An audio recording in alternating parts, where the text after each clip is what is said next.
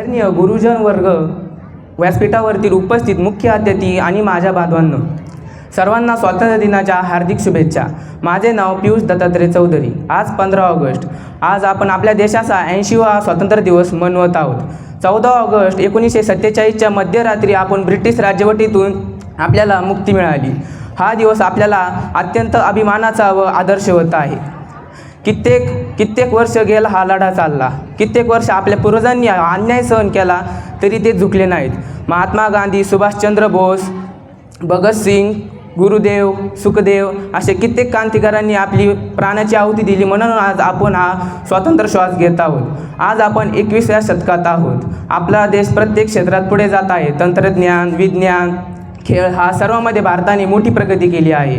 आम्ही तरुण या देशाचे भविष्य आहोत. 10वीचे विद्यार्थी म्हणून आम्हाला सीमेवर जाऊन लढण्याची गरज नाही, तर इथेच थांबून चांगला अभ्यास करणे, शिस्तीचं पालन करणे, इतरांना मदत करणे ही देखील एक देशभक्ती आहे.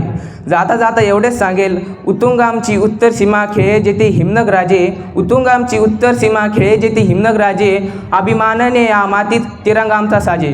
धन्यवाद. जय हिंद, जय महाराष्ट्र.